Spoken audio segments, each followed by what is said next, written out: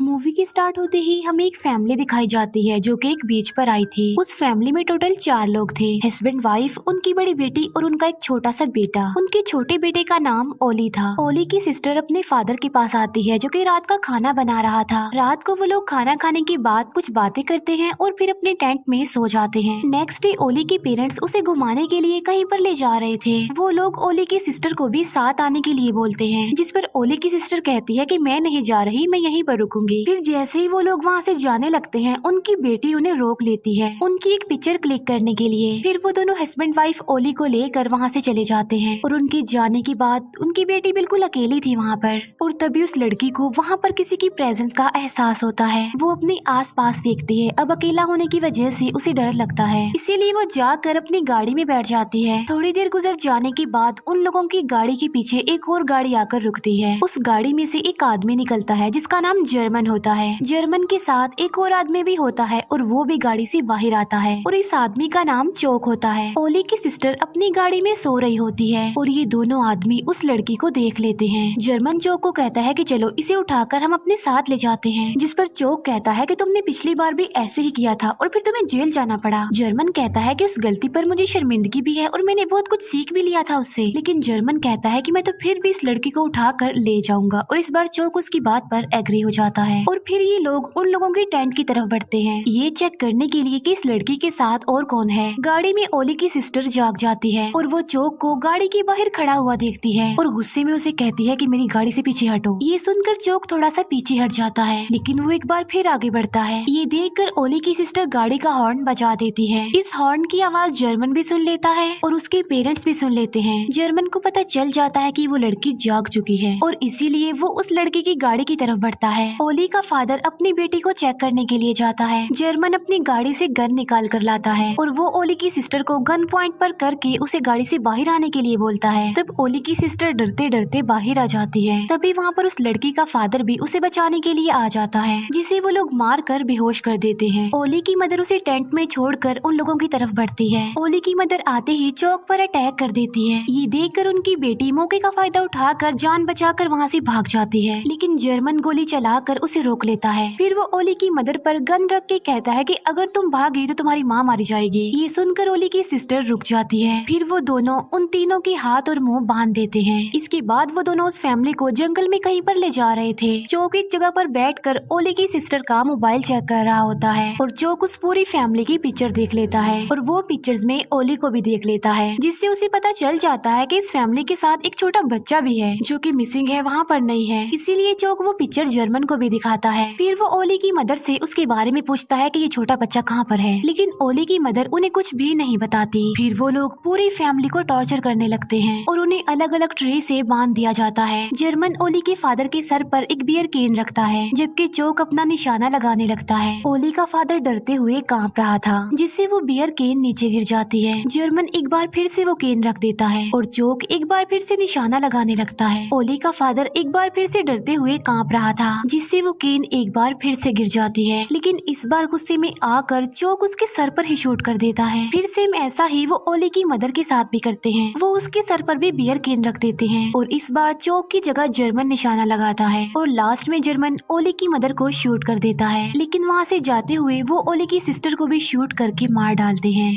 वो दोनों अब ओली को लेने के लिए उनके टेंट में आते हैं, लेकिन ओली टेंट से निकलकर रोते रोते ही कहीं पर चला गया था। फिर 3 दिन बाद एक कपल उसी बीच पर आता है। वो देखते हैं कि ये जगह काफी खूबसूरत है, इसीलिए वो काफी खुश होते हैं।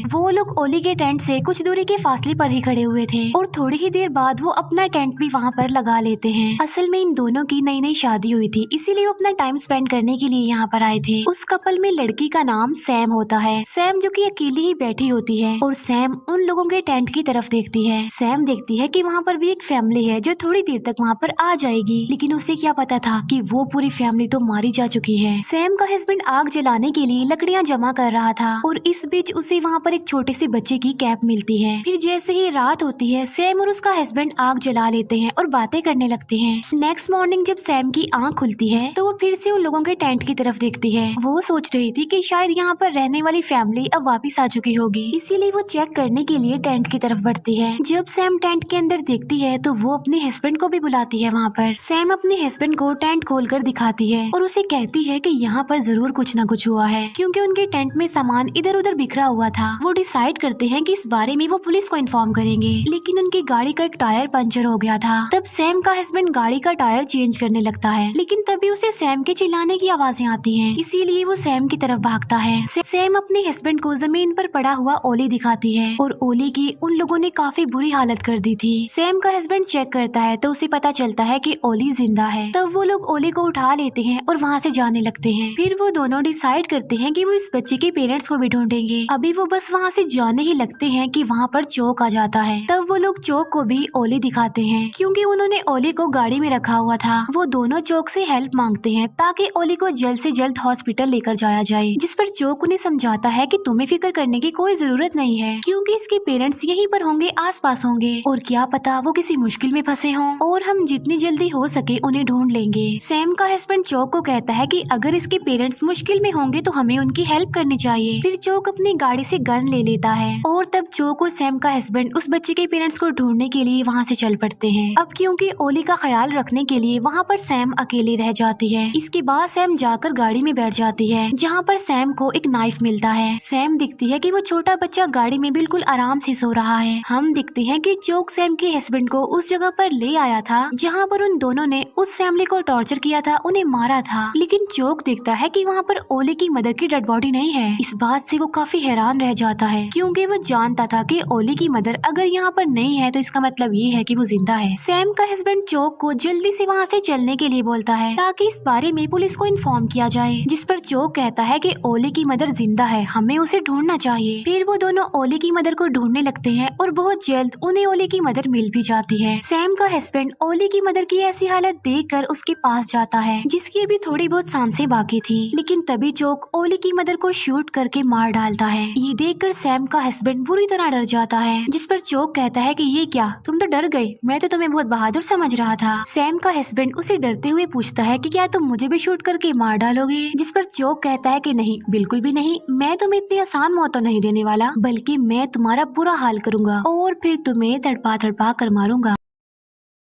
ये बात सुनकर सैम का हस्बैंड और ज्यादा डर जाता है। तब चोक सैम के हस्बैंड के पास आता है और उसे कहता है कि जल्दी उठो, चलो यहाँ से। फिर सैम का हस्बैंड चोक को पुश करके वहाँ से भाग जाता है। तब चोक भी उसके पीछे पीछे भागता है। दूसरी तरफ जर्मन सैम के पास आ जाता है, जहाँ पर सैम उसे सारी बात बता देती है। ये सारी बातें सुनकर जर्मन अपनी गाड़ी से गन निकाल लेता है। जब सैम उसके हाथ में गन दिखती है तो वो डर जाती है और जल्दी से जाकर अपनी गाड़ी में बैठ जाती है, जहाँ पर जर्मन आकर सैम को गाड़ी से बाहर आने के लिए बोलता है। और जब सैम बाहर नहीं आती तो जर्मन गाड़ी का शीशा ही तोड़ देता है और खुद ही दरवाजा खोलने की कोशिश करता है, लेकिन तभी सैम उसी नाइफ से जर्मन का हाथ काट देती है, जिससे जर्मन को काफी चोट लगती है और वो अपना खून रोकने की कोशिश करता है। जहाँ पर सैम मौका देखकर ओली को लेकर वहाँ से भाग जाती है। जर्मन जब सैम को भागता हुआ देखता है तो वो अपने डॉग को सैम के पीछे लगा देता है। सैम का हस्बैंड भागते भागते एक जगह पर आकर छुप जाता है और चोक भी वही आसपास था, उसे ढूंढ रहा था। तभी अचानक से चोक को कोई भागता हुआ दिखाई देता है और वो जल्दी से उसी तरफ शूट कर देता है। और अब चोक उसी तरफ बढ़ता है जहाँ पर कोई भाग रहा था, जहाँ पर उसने गोली चलाई थी। चोक वहाँ पर आकर देखता है कि जिस पर उसने गोली चलाई है वो कोई और नहीं बल्कि जर्मन था, जो गोली लगने की वजह से दर्द से चिल्ला रहा था। गोली मारने पर चोक जर्मन से माफी मांग रहा होता है कि तभी उसे ओली के रोने की आवाज सुनाई देती है और फिर चोक सैम को देख लेता है और वो आहिस्ता आहिस्ता उसकी तरफ आकर उसे पकड़ लेता है और चोक सैम को गन पॉइंट पर लेकर जर्मन के पास आता है और वो सैम से ओली को ले लेता है और उसे जमीन पर रख देता है। फिर चोक जर्मन को शूट करके उसे मार डालता है, क्योंकि गोली लगने की वजह से जर्मन बहुत ज्यादा तकलीफ में था और चोक उसे तकलीफ में नहीं देख सकता था। फिर चोक सैम को गाड़ी में बिठा कर वहाँ से जाने लगता है, लेकिन सैम जोर से गाड़ी का स्टीयरिंग हिला देती है, जिससे गाड़ी का बैलेंस खराब हो जाता है और वो एक ट्री से जाकर टकराती है। दूसरी तरफ वहाँ पर सैम का हस्बैंड पुलिस ले आया था और पुलिस अब चोक की गाड़ी की तरफ बढ़ रही थी, लेकिन चोक दूर से ही उन पर गोलियां चलाने लगता है। तब सैम का हस्बैंड ये देखकर जल्दी से गाड़ी स्टार्ट करने लगता है, लेकिन चोक उसकी बाजू पर गोली मारता है। फिर चोक पुलिस की गाड़ी में उन दोनों हस्बैंड वाइफ यानी सैम और उसके हस्बैंड को प्रिजनर बना लेता है। और वो गाड़ी सैम चला रही थी और उन लोगों के पीछे चोक बैठा हुआ था गन लेकर। चोक अब वहाँ से भागना चाहता था, लेकिन सैम जो कि तेज स्पीड में गाड़ी चलाकर उसे पलटने की कोशिश करती है, जिससे गाड़ी पलटने के बाद फिर से सीधी हो जाती है। इस वजह से वो तीनों ही इंजर्ड हो जाते हैं। उन लोगों में से पहले चोक गाड़ी से बाहर आता है, जो कि काफी इंजर्ड हो गया था। इसके बाद सैम गाड़ी से बाहर आती है और वो एक पत्थर से चोक के सर को क्रश कर देती है। इसके बाद सैम एक हॉस्पिटल में आंखें खोलती है। फिर वहाँ से उठकर सैम अपने हस्बैंड के पास जाती है, क्योंकि उसका हस्बैंड भी उसी हॉस्पिटल में था जो बच गया था, लेकिन वो काफी इंजर्ड था। अब सैम ओली के बारे में सोचती है। ओली भी बच गया था और उसे जर्मन के डॉग ने बचाया था। सैम सोचती है कि अब वो इस बच्चे को अडॉप्ट कर लेगी और इसी के साथ ही ये मूवी यहीं पर एंड हो जाती है। Thank you for watching.